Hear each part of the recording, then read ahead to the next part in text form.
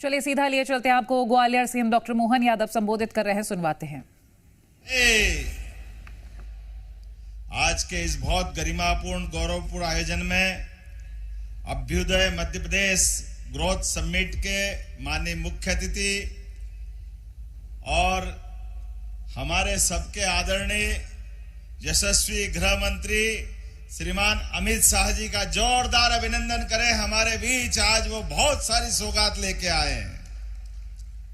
मंच पर ही विराजमान माननीय मंत्री भारत सरकार श्रीमान ज्योतिरादित्य सिंधिया जी, माननीय अध्यक्ष श्रीमान नरेंद्र सिंह तोमर जी, माननीय प्रदेश अध्यक्ष हेमंत खंडेलवाल जी, माननीय प्रभारी मंत्री तुलसीराम सिलावट जी और मंचस्थ सभी सम्मानीय अतिथिगण, उद्योगपतिगण, इस अवसर पर ग्वालियर के सभी प्रबुद्ध नागरिकगण, आमंत्रित अतिथिगण, और इस अवसर पर हमने अपने रोजगार और उद्योग वर्ष में जिनको हमारे अपने विभिन्न योजनाओं से अलग अलग प्रकार के रोजगार के अवसर उपलब्ध कराए, ऐसे हमारे प्यारे प्यारे भाइयों बहनों, दोनों हाथ जोड़ के आप सबको प्रणाम करता हूं, आपका अभिनंदन करता हूं।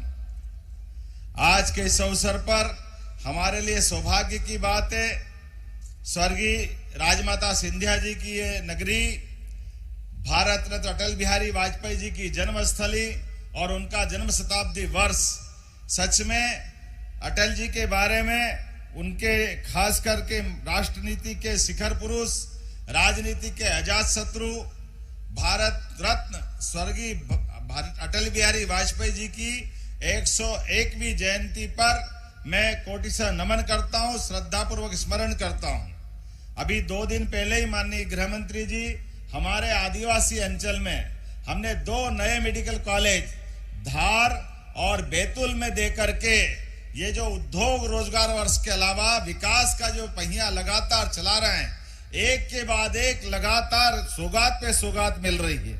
मुझे इस बात की प्रसन्नता है, मध्य प्रदेश की 8.5 करोड़ जनता के लिए आपके माध्यम से जीआईएस के आधार पर भोपाल में जब हमने उद्योग रोजगार और उसके अवसर पर यह संकल्प लिया था कि हमारे राज्य के अंदर सभी क्षेत्रों में रोजगार के अवसर उपलब्ध कराएंगे, जिससे महिला, युवा, गरीब, किसान सभी वर्गों का कल्याण करने के लिए माननीय प्रधानमंत्री श्रीमान नरेंद्र मोदी जी ने जो 4 श्रेणियां दी है, जोरदार अभिनंदन श्रीमान नरेंद्र मोदी जी का करें, हमारे अपने यशस्वी प्रधानमंत्री का, जिनके कारण से हमारी सरकार, उनके आशीर्वाद से, आपके कुशल मार्गदर्शन से एक एक करके सभी क्षेत्रों में समान रूप से अपने विकास के नए आयाम रख रही।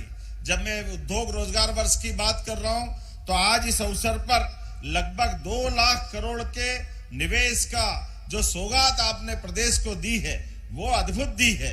लेकिन इसके अलावा भी माननीय गृह मंत्री जी को मैं धन्यवाद देना चाहूंगा। हमारी सालों पुरानी एक ऐसी 35 साल पुरानी परेशानी जिसके आधार पर इस प्रदेश ने कई दंश सहे, कई निरपराध लोगों के हाथ काटे गए, पैर काटे गए, हत्याएं की गई नक्सलवादियों द्वारा, और आपने अपनी माननीय प्रधानमंत्री जी के आशीर्वाद से और आपकी कुशल रणनीति के बलबूते पर ऐसे नक्सलवादियों के सफाये का, उनके सरेंडर का, नक्सलिज्म खत्म करने का, माओवादियों से ये जो देश को, प्रदेश को मुक्त कराने का संकल्प लिया, मुझे इस बात की प्रसन्नता है आपने उसकी लाइन भी निश्चित की। आजादी के बाद पहली बार ऐसा एक तरह से इतने कठिन विषय को लेकर के एक संकल्प लेते हुए एक राजनेता और केवल संकल्प के धनी नहीं, उसको मूर्त रूप कराने वाले गृह मंत्री हमारे बीच जब रहे, मुझे इस बात की प्रसन्नता है आपके मार्गदर्शन में मध्य प्रदेश ने 11 दिसंबर को लाल सलाम को आखिरी सलाम किया है। मैं आपको बधाई देना चाहता हूं। सच में यह बहुत बड़ा काम आपके माध्यम से हुआ है, जिसके आधार पर कांग्रेस के लोग जिनने अपने शासन काल में अपने एक मंत्री को खोया, वो मुख्यमंत्री दुर्भाग्य के साथ कहना पड़ेगा, अपने ऐसे घटनाक्रम के बाद भी उन दुर्दांत नक्सलवादियों के लिए जब हमारे सिपाही बहादुरी पूर्वक अपने बलिदान से लंबी परंपरा कायम करते हुए हमारे लिए नक्सलिज्म के खिलाफ आम जनता को बचाने का प्रयास करते हैं। हमारी पुलिस उनको मारती है तो दुर्भाग्य के साथ कहना पड़ेगा, कांग्रेस के नेता ऐसे नक्सलवादी के मरने पर शोक व्यक्त करते हैं, पुलिस की निंदा करते हैं। बड़े दुर्भाग्य के साथ कहना पड़ेगा, आज अटल जी की धरती पर जब हम याद करते हैं ऐसे सारे चीजों को, लेकिन मैं इस बात के लिए अटल जी का वो स्वप्न जब उनने भाजपा के बनने के साथ बंबई के अधिवेशन में डिक्लेयर किया था, और अटल जी ने तो पूरा जीवन हमारे अपने इस राष्ट्रवादी विचार के लिए समर्पित किया। राष्ट्रीय स्वयंसेवक संघ के शताब्दी वर्ष में हम अटल जी की जन्म जयंती के अवसर भी इस आधार पर, जब गरीब वर्ग के लिए, युवाओं के लिए रोजगार का इतना बड़ा निवेश लेकर के लगातार आगे चल रहे हैं, लगभग 8.5 लाख करोड़ से ज्यादा का निवेश आज मध्य प्रदेश के अंदर लगने जा रहा है। तो ये हमारे प्रधानमंत्री जी का विजन और जनता के प्रति जन कल्याणकारी भावनाओं के आधार पर हमारी सरकार के एक के बाद एक सौगातों पे सौगातें देने का ये निर्णय भी है, और आप सब साक्षी भी बने। मैं मध्य प्रदेश की धरती पर यशस्वी गृह मंत्री जी का पुनः वंदन करता हूं, अभिनंदन करता हूं, और उम्मीद करता हूं आपका आशीर्वाद हमको इसी प्रकार लगातार मिलता जाएगा। अटल जी की जन्म जयंती को इससे अच्छा सार्थक करने का कोई मौका क्या हो सकता है, जब हम ग्वालियर की धरती पर लाखों करोड़ों लोगों को रोजगार उपलब्ध करा रहे हैं, और साथ ही साथ प्राकृतिक खेती का एक रीवा में एक और आयोजन कर रहे हैं। ये अटल जी के हमारे उनके व्यक्तित्व के आधार पर, हमारी पार्टी की विचारधारा के बलबूते पर ये जो बड़ी बड़ी सौगातें मिल रही है, एक बार फिर मैं आपके माध्यम से प्रदेश की जनता को बधाई देना चाहता हूं, और जोरदार अभिनंदन करें यशस्वी गृह मंत्री का मध्य प्रदेश की धरती पर। आप सबसे आह्वान करते हुए मेरी बात समाप्त करता हूं। मेरे साथ बोले, भारत माता की। बहुत बहुत धन्यवाद आदरणीय मुख्यमंत्री जी आपके उच्चपूर्ण विचारों के लिए।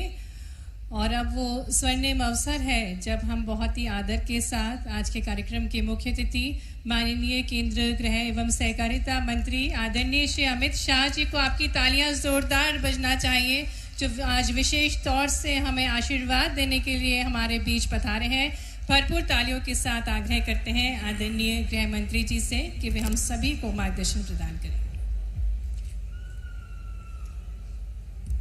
मेरे साथ बोलिए, भारत माता की। क्यों भाई, ग्वालियर वालों की आवाज को क्या हो गया है?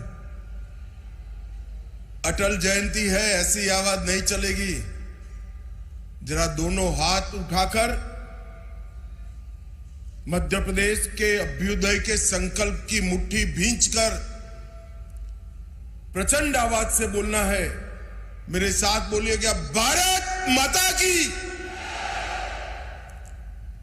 मंच पर उपस्थित मध्य प्रदेश के लोकप्रिय मुख्यमंत्री श्रीमान मोहन यादव जी,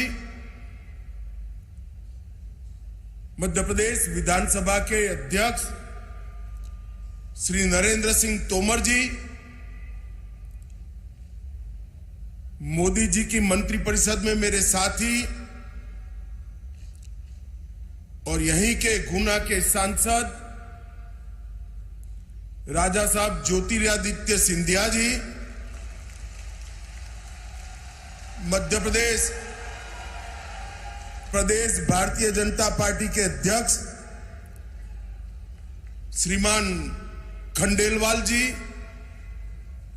मंच पर बैठे हुए मध्य प्रदेश सरकार के सभी मंत्रीगण, इस क्षेत्र के सभी सम्मानीय सांसदगण, विधायकगण, और आज कार्यक्रम के उत्सव मूर्ति ऐसे सभी उद्योजक जिन्होंने इस क्षेत्र में निवेश कर इस क्षेत्र को रोजगारी से युक्त बनाने का काम किया है। और आज इस विशाल कार्यक्रम में, इस कार्यक्रम का अंततोगत्वा फायदा जिनको पहुंचने वाला है, ये पूरे क्षेत्र की प्यारी जनता का मैं हृदयपूर्वक प्रणाम करना चाहता हूं। सबसे पहले एक ग्वालियर क्षेत्र जिसने अनेक सदियों तक भारत को कई मायने में, कई क्षेत्रों में ऊर्जा और गति देने का काम किया है। जब मुगलों के सामने लड़ना था तब यहीं से लड़ाई की शुरुआत हुई। यहीं पर एक बड़ा थाना दिल्ली के मुहाने पर लगाया गया और हमेशा हमारे भारत के स्वराज को बल देने का काम हुआ। तानसेन से लेकर आज तक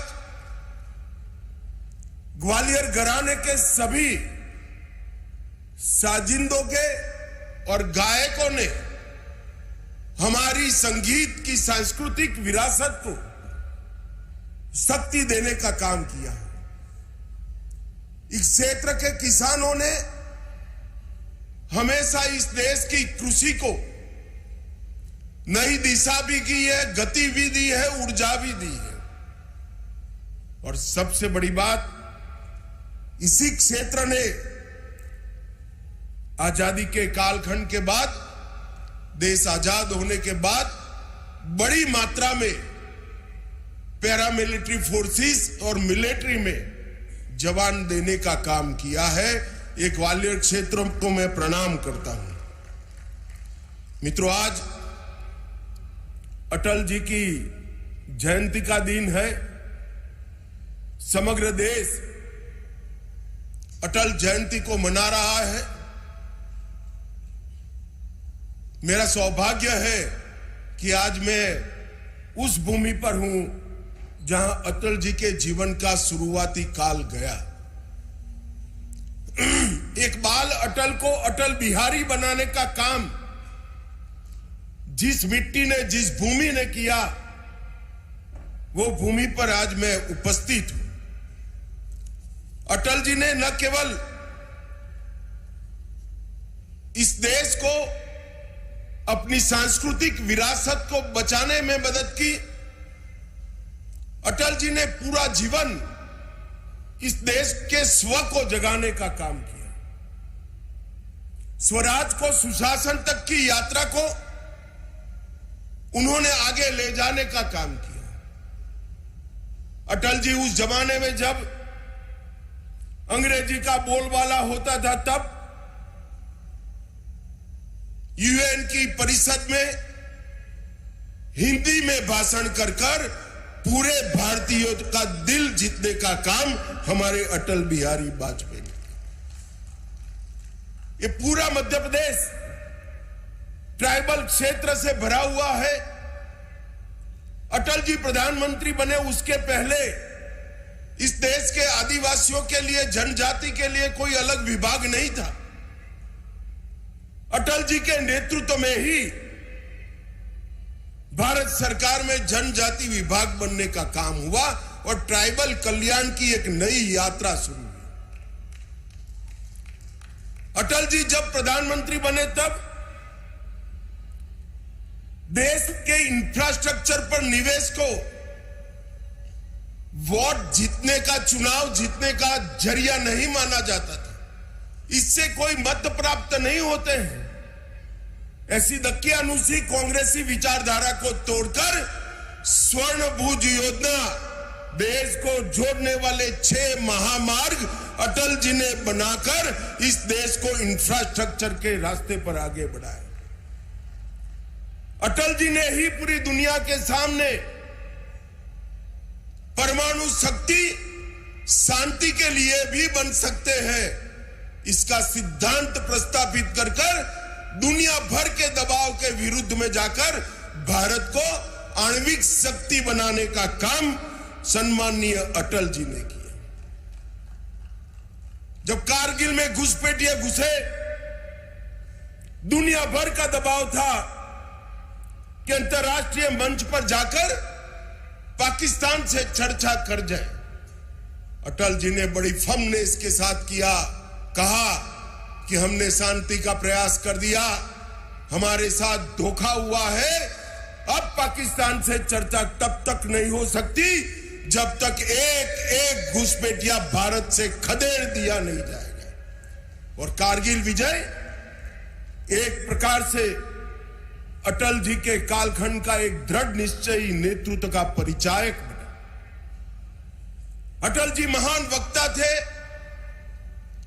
संवेदनशील कवि थे, लोक संग्रह और लोक कल्याण को समर्पित नेता थे। और सबसे बड़ी बात थी कि राजनीति में रहकर भी अजात शत्रु बनकर मृत्यु का वरण करना बहुत बड़ी बात होती है। पूरा जीवन इनको अजात शत्रु माना गया। इनके विरोधी भी अटल जी के विरुद्ध में कुछ नहीं बोल सकते।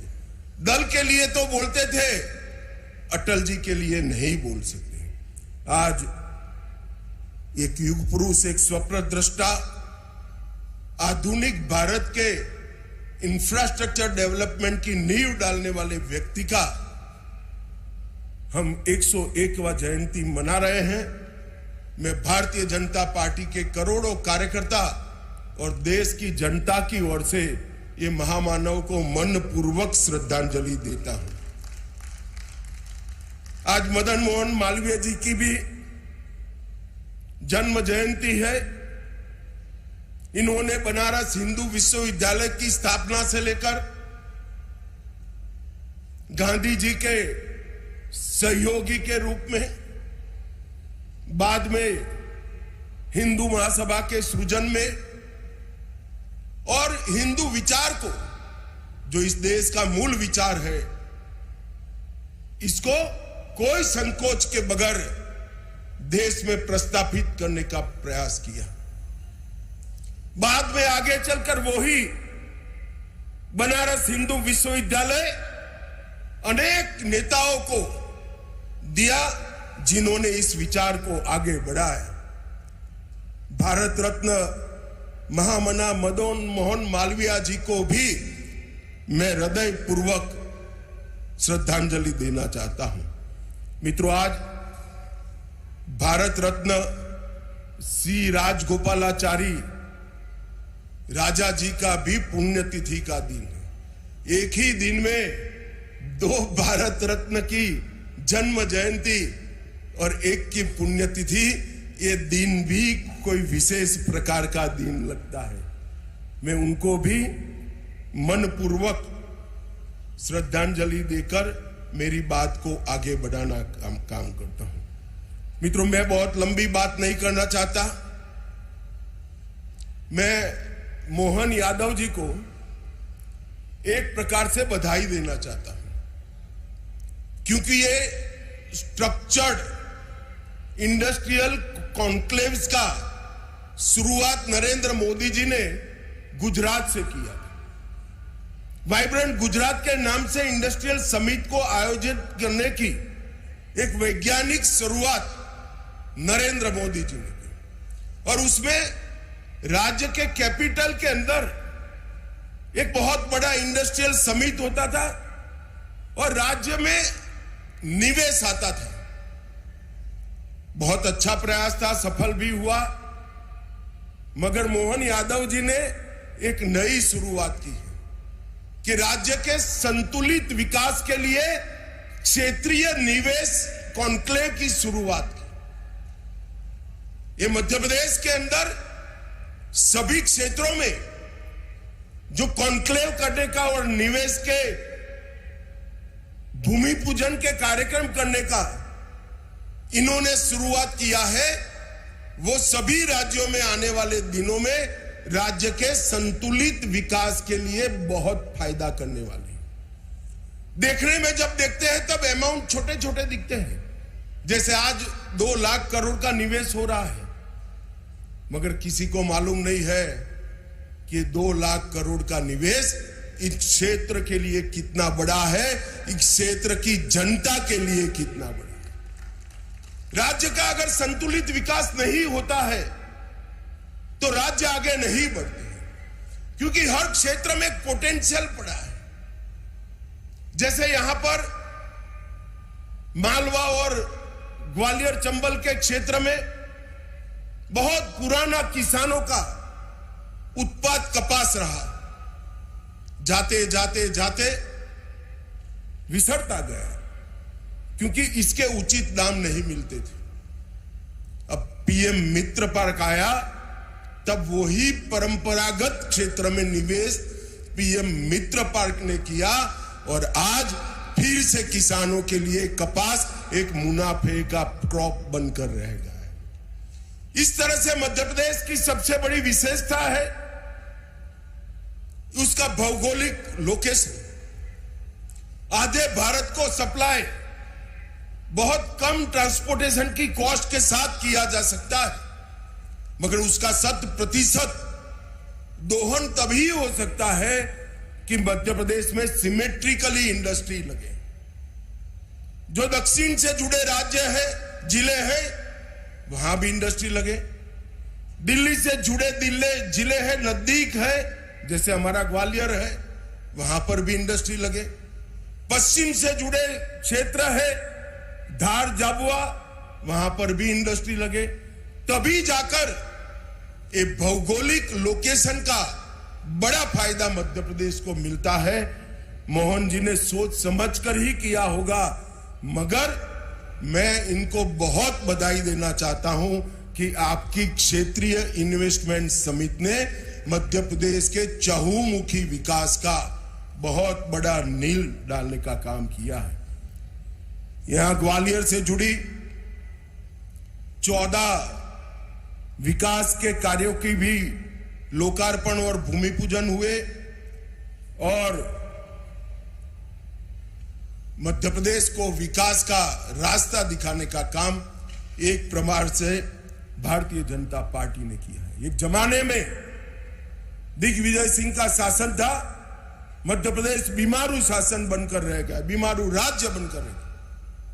शिवराज जी ने मध्य प्रदेश पर से बीमारू का टैग हटाया, वो भारतीय जनता पार्टी के लंबे समय रहने वाले मुख्यमंत्री बने और अब मोहन यादव जी शिवराज जी से भी ज्यादा ऊर्जा के साथ इसको आगे बढ़ाने का काम कर रहे हैं। इससे निश्चित रूप से मध्य प्रदेश अब विकसित राज्य बनेगा। यहां शानदार हाईवे बन चुके हैं, मां नर्मदा का पानी पूरे क्षेत्रों तक पहुंचाने का काम किया है। सिंचाई के रकबे में 17% वृद्धि हुई है और पंजाब और हरियाणा को छोड़कर लगातार पीछे छोड़कर लगातार 7 बार कृषि कर्मण अवार्ड अपने मध्य प्रदेश ने जीता है। जो पहले मैंने कहा, मध्य प्रदेश के भौगोलिक परिस्थिति का जो एडवांटेज है उसका 100% एक्सप्लोरेशन करने के लिए, दोहन करने के लिए एक multi modal logistic park Indore में बनाया जा रहा है और आज मध्य प्रदेश का ये मल्टी मॉडल लॉजिस्टिक पार्क देश भर में उत्पाद करने वाली सभी कंपनियों को अपना गोडाउन बनाने के लिए, अपना एक हब बनाने के लिए आकर्षित कर रहा है। एक जमाने में मध्य प्रदेश बिजली के क्षेत्र में नेगेटिव राज्य माना जाता था। आज मध्य प्रदेश के पास सरप्लस बिजली है। स्वच्छता में भी मध्य प्रदेश ने पूरे देश को पीछे छोड़ा है। यहां मेट्रो के परिचालन में पूरे भारत में सबसे कम लागत अगर कहां आती है तो हमारे मध्य प्रदेश में है। स्टार्टअप के क्षेत्र में भी मध्य प्रदेश ने बहुत अच्छा काम किया है। Agriculture, food processing, mineral based industries, renewable energy, logistic, textile, pharma, IT, tourism, हर क्षेत्र में इंडस्ट्री भी लगी है और स्टार्टअप भी बना है। और कुछ स्टार्टअप तो लगभग 50% स्टार्टअप हमारी महिलाएं, हमारी बच्चियां चला रही हैं। और मध्य प्रदेश एक प्रकार से 4,57,000 नई एमएसएमई इकाइयां सिर्फ एक साल में रजिस्टर करने का पूरे भारत में रिकॉर्ड स्थापित किया है। इससे मध्यम और लघु और कुटीर उद्योग में मध्य प्रदेश पूरे भारत का हब बनने जा रहा है और अब स्टार्टअप और इनोवेशन से इसको नई ऊंचाई मिलने वाली। पहले मैंने पीएम मित्र पार्क की बात करी। मित्रों, पीएम मित्र पार्क 5F विजन से बना है, जो किसानों को अपनी उपज का उचित दाम देने के लिए भी काम करता है। Farm to fibre, fibre to factory, factory to fashion और फैशन टू फॉरेन एक्सपोर्ट तक की व्यवस्था ये पूरे पीएम मित्र पार्क में। और सबसे बड़ा पीएम मित्र पार्क देश में कहीं लगा तो हमारे मध्य प्रदेश में लगा है। इससे न केवल किसानों को फायदा होगा, टेक्सटाइल इंडस्ट्री सबसे ज्यादा रोजगारी देने वाली इंडस्ट्री है, टूरिज्म इंडस्ट्री सबसे ज्यादा रोजगारी देने वाली इंडस्ट्री है और टेक्सटाइल और टूरिज्म दोनों के लिए अनुकूल संरचना अपने मध्य प्रदेश में बन रही है और ईज ऑफ डूइंग बिजनेस में भी मध्य प्रदेश ने बहुत अच्छा काम किया है। मित्रों, आज मैं यहां आया हूं तब मोदी जी के नेतृत्व में अनेक ऐसे नए क्षेत्रों की नींव डाली जा रही है जिससे इस देश को आने वाले दिनों में नए क्षेत्रों में ग्लोबल लीडर बनने का मौका मिलेगा। अभी अभी हमारा फॉरेक्स रिजर्व $700 बिलियन के रिकॉर्ड स्तर को पार कर गया है। मित्रों, हमने सेमीकंडक्टर इंडस्ट्री में भले देर से ही सही मगर धमाकेदार एंट्री की है और देखते देखते देखते सेमीकंडक्टर क्षेत्र में हम न केवल आत्मनिर्भर बनेंगे, हम इसका निर्यात भी करने की शुरुआत कर देंगे। हमने डिजिटल इंडिया के माध्यम से सबसे कम समय में सबसे ज्यादा विकास किया है। लगभग मोदी जी प्रधानमंत्री बने तब इस देश में 7 करोड़ इंटरनेट के उपभोक्ता थे, ओनली 7 करोड़, और सितंबर 25 में 101 करोड़ इंटरनेट के उपभोक्ता हमने तैयार कर लिए। ब्रॉडबैंड यूजर्स को भी 99 करोड़ तक पहुंचाया है और देश में का 95% हिस्सा 4G से कनेक्टिविटी है और अब 99% हिस्सा भी सीधा 5G में कन्वर्ट होने की तैयारी है। यूपीआई के माध्यम से डिजिटल ट्रांजैक्शन और फिनटेक के क्षेत्र में हमने बहुत बड़ा छलांग लगाया है। 2024-25 में विश्व भर के 46% real time digital transaction Bharat में हुए हैं, मतलब करीब 50%। हमारे गुजरात में एक कहावत है कि एक और गांव और एक और राम, एक और पूरी दुनिया के डिजिटल ट्रांजैक्शन है और दूसरी ओर भारत के डिजिटल ट्रांजैक्शन। और अगस्त 25 में 25 लाख करोड़ मूल्य के 2000 करोड़ ट्रांजैक्शन हमने कर पूरी दुनिया को पीछे छोड़ा है। हमने कोरोना से वैक्सीन बनाने में और R&D में बहुत बड़ा इंफ्रास्ट्रक्चर खड़ा किया है। आज विश्व की 60% वैक्सीन भारत में बनती है। मैन्युफैक्चरिंग के क्षेत्र में हमने बहुत अच्छा किया है। भारत आज दुनिया का सबसे बड़ा दूसरे नंबर का मोबाइल उत्पादक है। खिलौनों के निर्यात में 239% की एक प्रकार से वृद्धि कर हमने बहुत आगे लिया है। डिफेंस एक्सपोर्ट और डिफेंस मैन्युफैक्चरिंग को भी स्ट्रक्चर किया है। ईज ऑफ डूइंग बिजनेस में हम 14 में 142वें स्थान पर थे, आज 63वें स्थान पर है। इंसॉल्वेंसी और बैंक्रप्सी कोड, इसने एक स्ट्रक्चर आर्थिक व्यवस्था की है और इंफ्रास्ट्रक्चर में मोदी जी ने इस देश को दुनिया में सबसे प्रथम नंबर पर पहुंचाने के लिए प्रयास किए।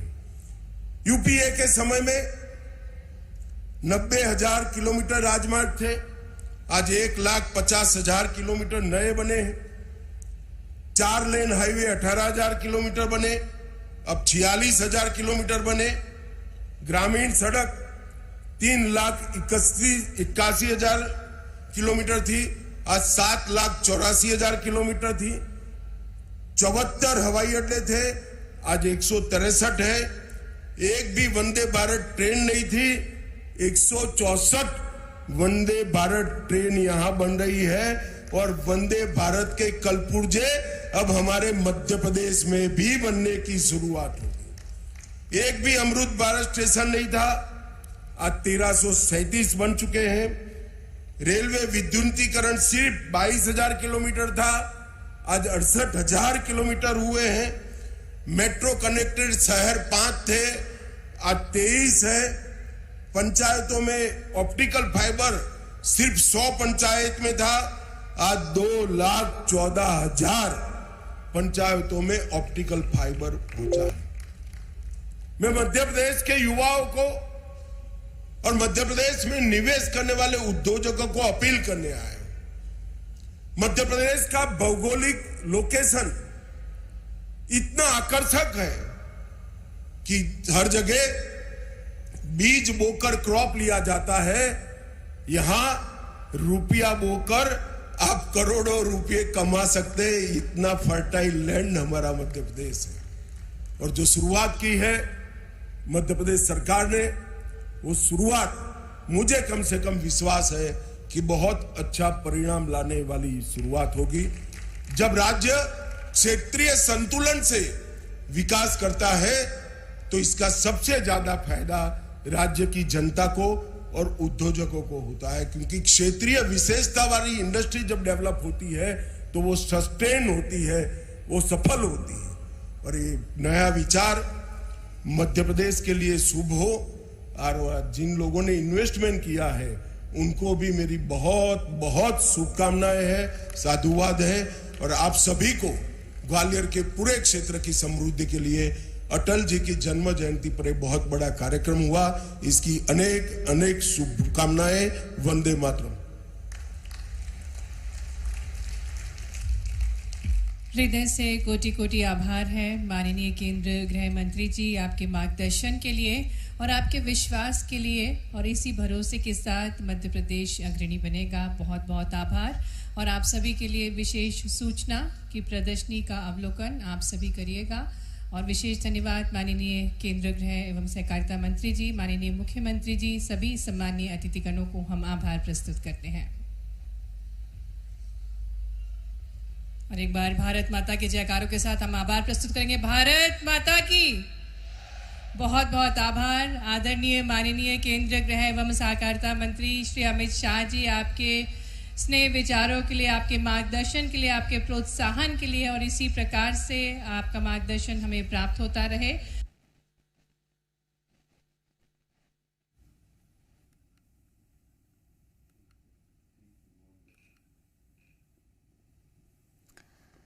तो अभ्युदय मध्य प्रदेश ग्रोथ समिट का शुभारंभ हुआ है और अभी आपने सुना गृह मंत्री अमित शाह का संबोधन। उससे पहले मुख्यमंत्री डॉक्टर मोहन यादव ने संबोधन दिया था और मध्य प्रदेश को किस तरीके से विकास की गति प्रदान की जाए, उन तमाम विषयों को लेकर यहां पर चर्चा हुई। रोजगार एवं उद्योग समारोह में भी अमित शाह शिरकत करते हुए नजर आएंगे। रीवा में भी कार्यक्रम है कृषक सम्मेलन, उसमें भी अमित शाह शिरकत करेंगे। फिलहाल ये ग्वालियर से तस्वीरें हैं जहां पर आप देखिए, चूंकि अटल बिहारी वाजपेयी की आज जन्म तिथि भी है, उससे लेकर भी यहां पर जो पुष्पगुच्छ है वो दिया जा रहा है और गृह मंत्री अमित शाह को यहां पर सम्मानित किया जा रहा है, उनका अभिवादन किया जा रहा है। और उसी से जुड़ी आपको ये तस्वीरें हम दिखा रहे हैं।